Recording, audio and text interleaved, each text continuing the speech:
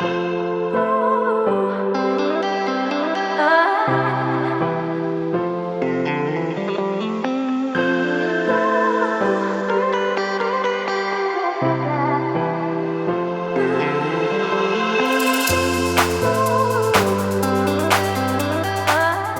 to the next episode.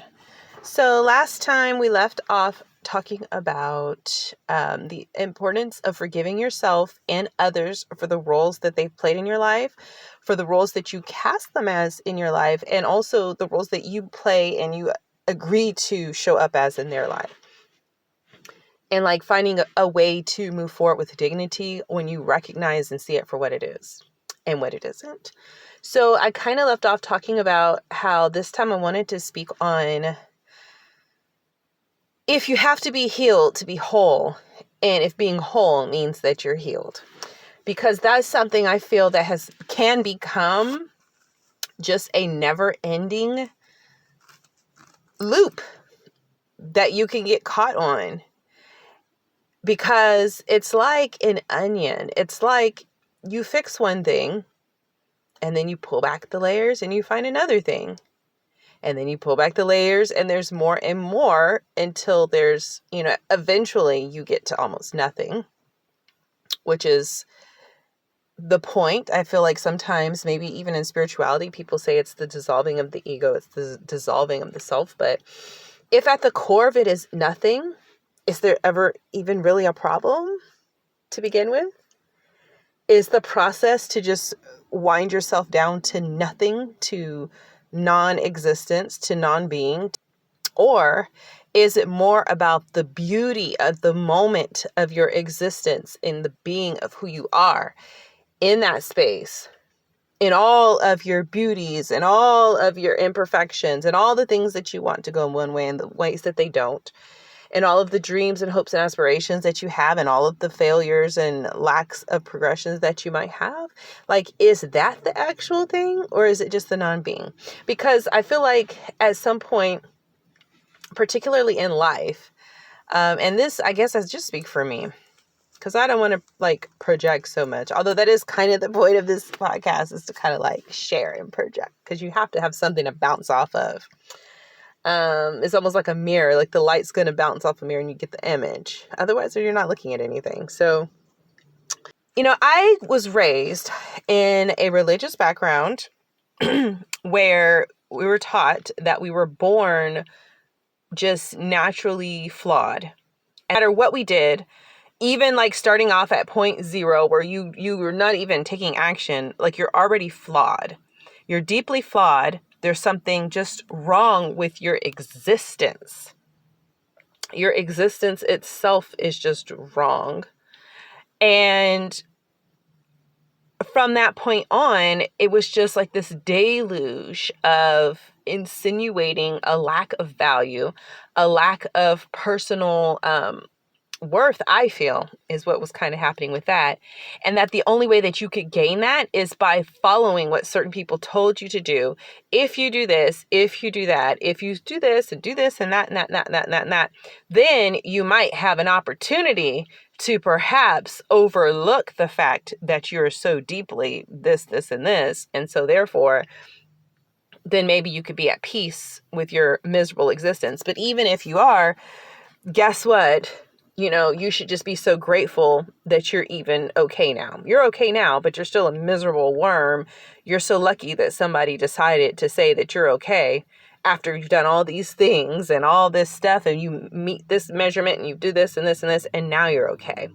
And now it's okay for you to live your life and to exist in a realm that will support you and value you and cherish you. I just find that is the most abusive, gaslighting, ridiculous nonsense I've ever heard in my life. And it took me getting to almost in my 40s to understand that.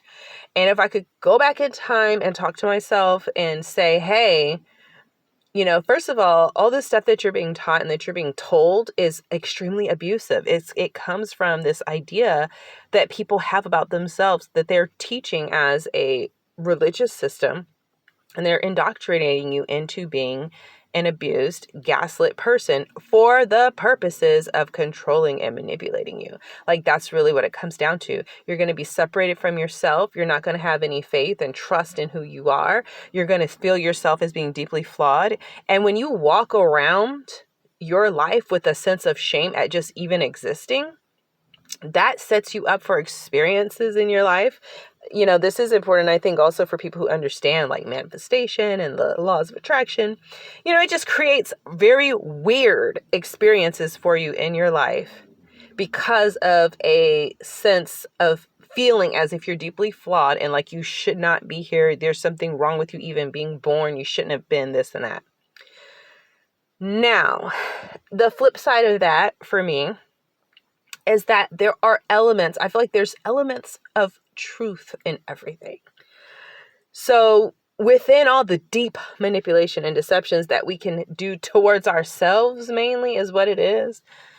Because once you come to a certain space and you see it for what it is, you realize that it's not so much others that are doing it to you, it's you're doing it to yourself. But even that's a gaslight too.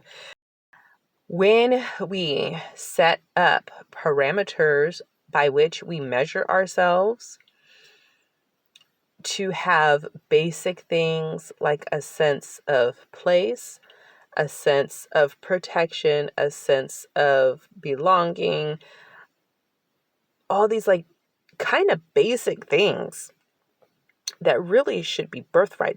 You know, humans, we are some of the only creatures on the planet, and I've heard people say this, where we have like all these parameters that are attached to our existence.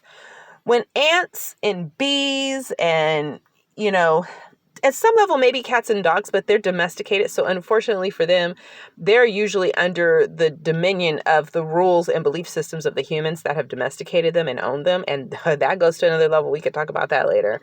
But, you know, more wild animals that we might look at as just being wild or whatever, they don't have existential crises about if their existence is justified, what they need to do to rectify their existence in being born as a squirrel. I'm a squirrel, and, you know, what is the meaning of my existence? Should I even be here?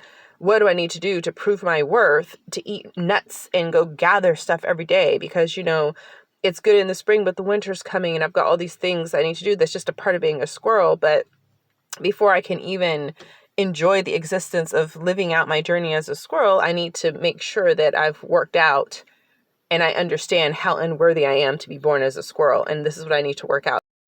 Okay. One of the things that I have been looking at for myself is, where did this idea come from? Why do I believe this? What has this done for me lately or ever? And is it true? And if it is true that there is some sort of energy or force or something like that, is this something that I want to look up to as being a guardian or some type of overseer, spiritual overseer that cares about me? Because that doesn't sound like, to me, a voice of care. It doesn't sound like the energy of care. It does not sound like something of concern or empathy or compassion or anything like that. And I think for me, when I started to recognize that and I really started to try to connect with what is the actual energy saying to me, when I connect with what is loving and what is caring and what actually would value me, what I recognize is like that energy that actually I felt very loving connection to, this self-love, this governing energy over my entire person, my being, that we get slowly separated from, does not think like that. And when it started to think like that, it was influence in things that were like coming from external to me. Like I would never have thought certain things about myself, like, oh, I'm not good enough for this, or I'm not that, or whatever. Like, if you know kids, like if you ask them early on, they think they could do anything. Like they are not moved by the same kinds of things that adults are. They don't have beliefs that they have certain limitations and they can't do this and that and a third. It's adults and the world that they live in that they're taught that. And what's worse, and I'm sorry, my voice is a little elevated because I'm like passionate about this.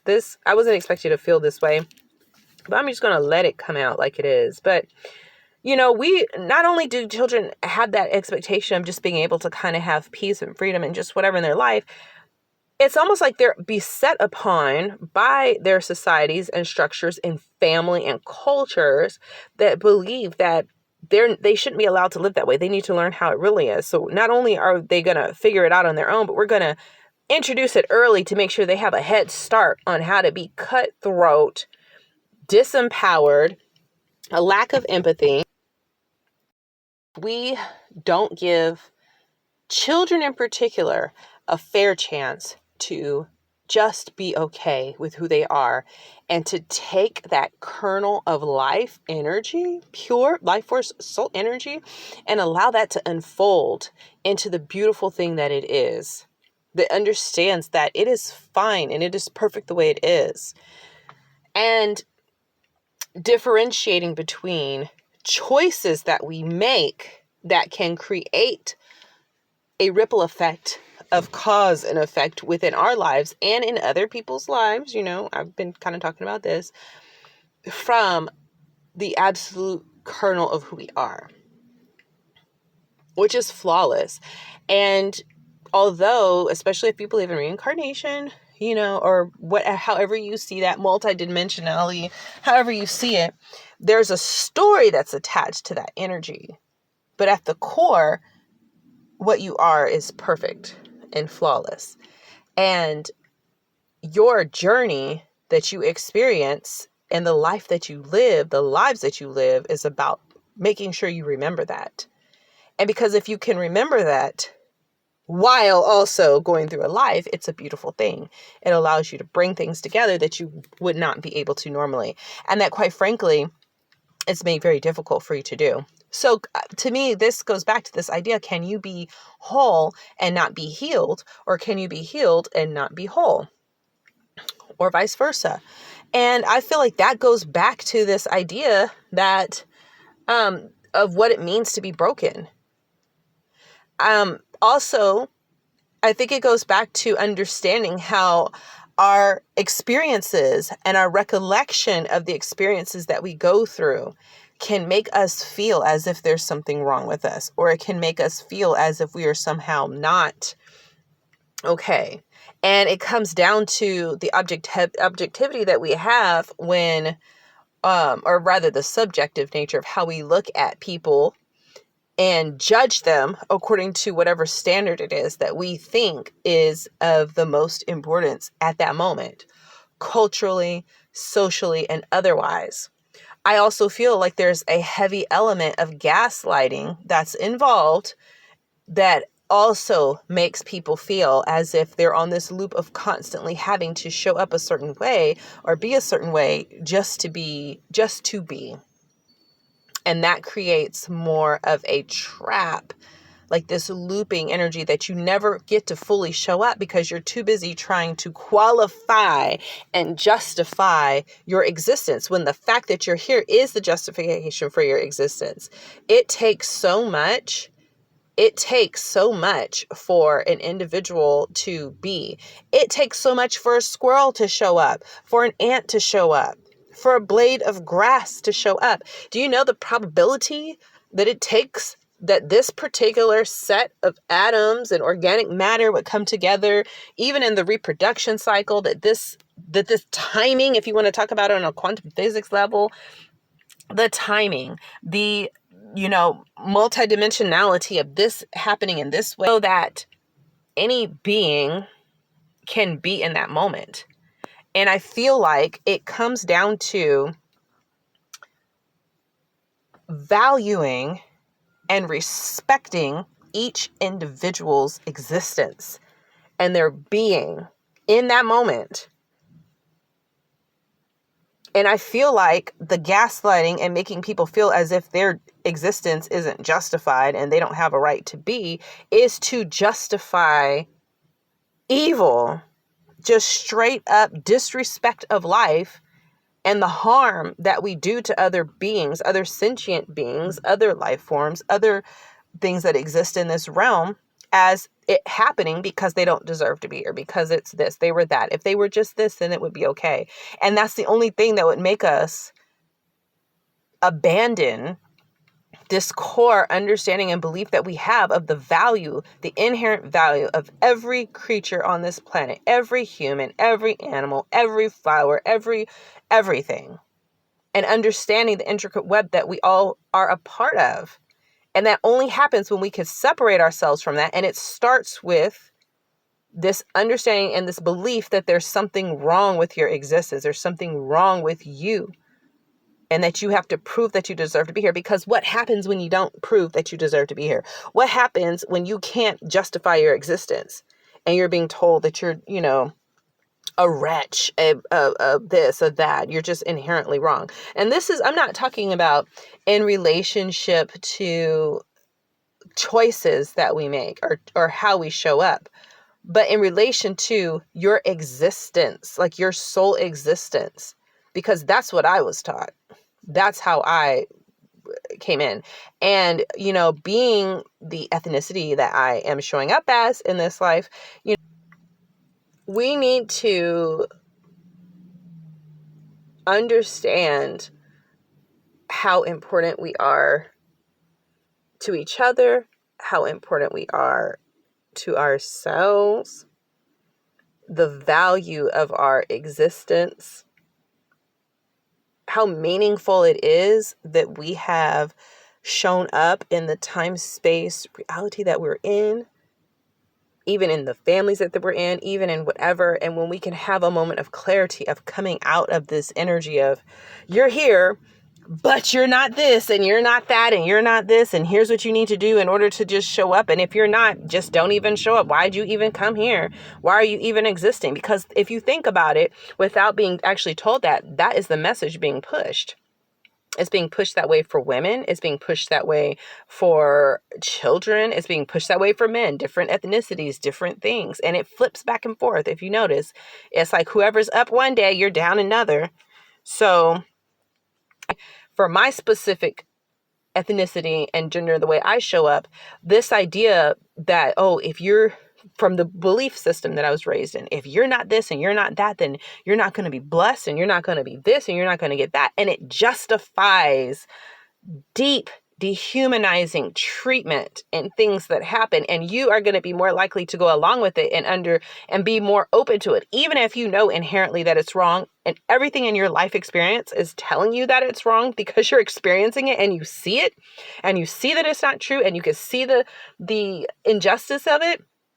It makes you more pliable and accepting of what it is that you're experiencing because of what you have been taught to accept as being the worldview. And I feel like this is happening not just for those people, but it is a historical lesson on cycles of things of how people can be abused and mistreated. And I see this happening now on a more global scale.